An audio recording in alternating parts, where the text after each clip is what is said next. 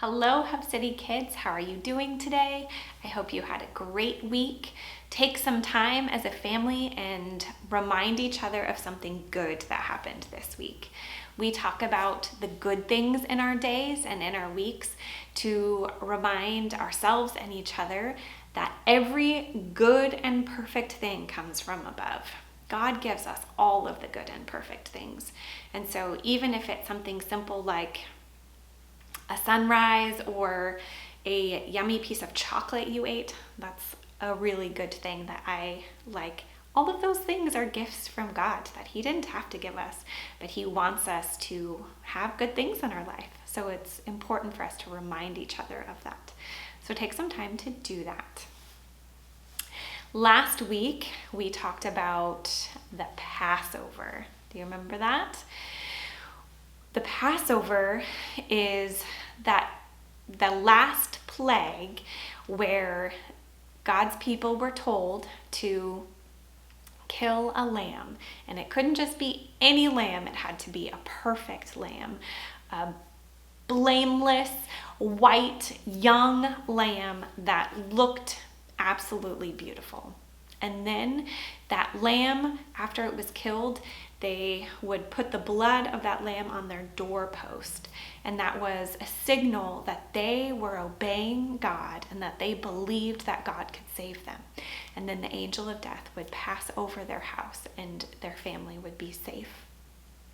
And the thing that I love most about this passage, maybe not most, but one of the things I really love about this passage is that before God even tells His people what He wants them to do, He gives them instructions for how to do this over and over and over again and to celebrate this event for the rest of their lives and for the rest of all time.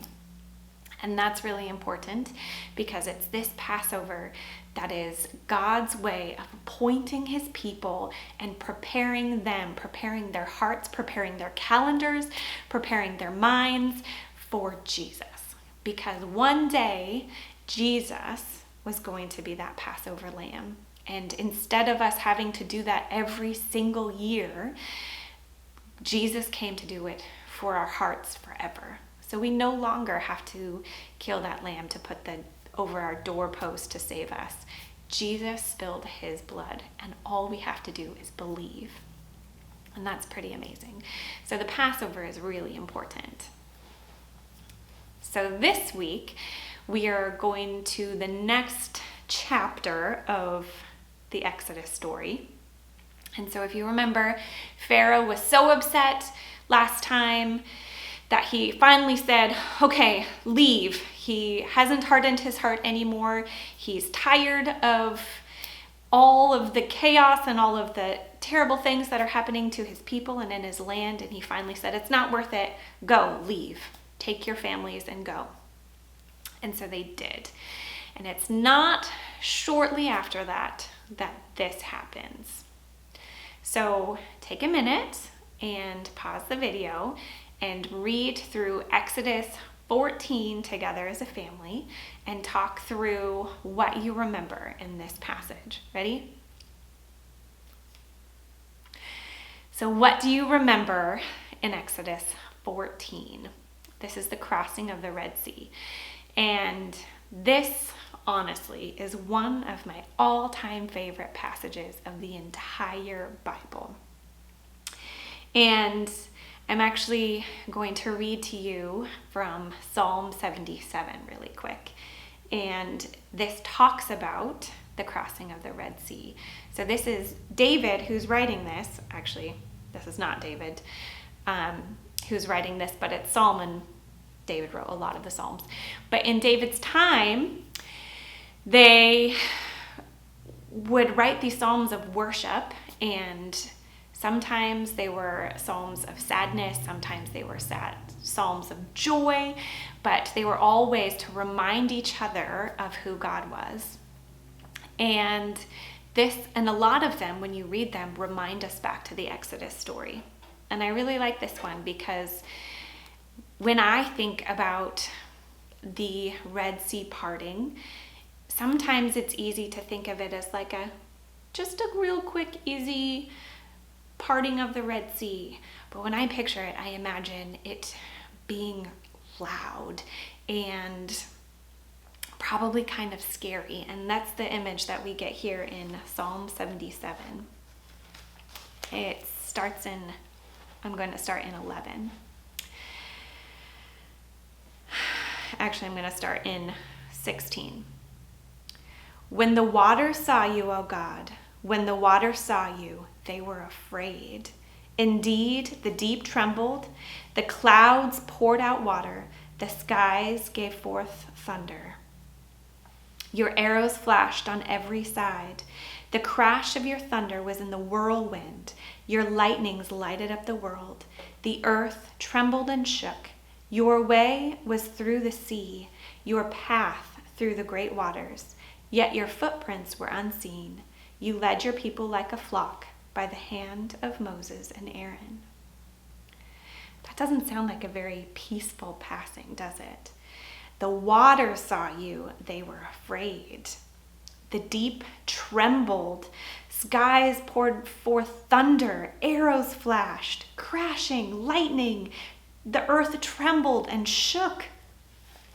And I imagine these poor Israelites who have just left this terrifying situation and where there was so much fear and uncertainty, and they are led into the desert. And suddenly they're on the edge of the sea, the Red Sea. And there's a giant body of water in front of them. And all of a sudden, they hear the Egyptians' chariots coming behind them. And I can imagine how loud that was and how scary that was. And they're stuck between, have you ever heard the expression, stuck between a rock and a hard place? This is kind of what I think of with this passage. They're stuck between the sea and a bunch of soldiers who are riding in horses and have weapons, and they're just stuck here in the middle. And what's their response here? Is it immediately to say, God save us? Nope. Once again, we see the Israelites saying, God, what were you even thinking? Why did you bring us out here to just die in the desert? We could have died there, and it would have been better if we were still slaves than to be here. They still didn't trust God. And I love that they were able to tell God their feelings. That's so important because honestly, sometimes in the hard things that happen to me, that is my response. I wish it was always to say, God, help me. But so often it's, God, what were you thinking? And I have so much comfort knowing that God still loves me, even when that's my response instead of God help me, which it always should be. And here it is in this impossible situation, and they see no way forward. But what does God do? Is this surprising to him? It's not. Because all of those Israelites, they're not the hero of this story. Moses is not the hero of this story. Who is? God is the hero of the story. And he does something absolutely amazing. He makes a path where there wasn't one before. And is this path an easy path? No, it's a scary path. Ever since I was a little girl, I can remember what it would feel like to just look over and see the water just being held there. Kind of like if you've ever been to the aquarium and you're in that tunnel and there's just sharks and fish everywhere you look and you're kind of feel like you're underwater. I see that and I can imagine that, and that would be kind of really, really scary. You would have to trust that God would keep the waters back. And it says even that the path God made was dry. So they're not even getting muddy. God made it completely dry.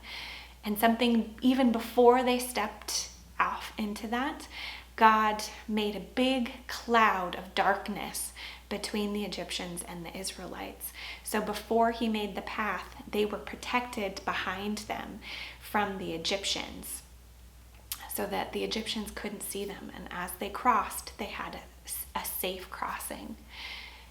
And I love that. What does this teach us about God? What does this passage show us about God and about ourselves? It shows us about ourselves that we're being taken care of, that we are not the hero of our own story. Just like the Passover, we have to trust that God is the hero of our story. How scary would it be to take that first step onto that path that was not a path minutes before that, and that it's a path that doesn't make sense, that it's an impossible path, but it was one that God laid down. It teaches us that it's okay to be afraid, but it's also okay to trust in the hero. And it teaches us that God always does have a plan, that even when things seem impossible, when they're scary, when we can't even imagine a way forward, that God has a way better imagination than us, and that he can make paths out of impossible situations, and that we're never stuck, that God is with us. It says that cloud, that pillar of fire that we see that comes with the Israelites from here, that is God with his people. He didn't bring them into the desert and just leave them. He is walking beside them the entire way. He never leaves us, and he loves us so much that he comes down to be with us and that he makes a path forward. Those are some pretty amazing things that we learn from him. So take some time and think about your story. Are there times in your life where you couldn't imagine a way forward, and then suddenly God has made a way that you didn't know was there before? Or can you look back on your story and think, that was totally God who made that path for me? That's happened many, many times in my story. Even this week I've seen that. But we have to be remembering and knowing who God is to sometimes to be aware of those things. So for your craft this week, I would like you to make a picture of the Red Sea. This can look like however you imagine it. So you can do a collage, you can do a piece of blue paper coloring the things that you think they would see. You can draw a picture of whatever you think that scene looked like, that the waves trembling and the earth trembling. Use your imagination and hold that image in your heart. This is one that I've held in my heart since I was a little girl, and I love this passage so much, and it means so much to me. So hopefully it means something to you from this day forward, if it hasn't already. Have a good week, Hub City Kids, and I hope to see you all very, very soon.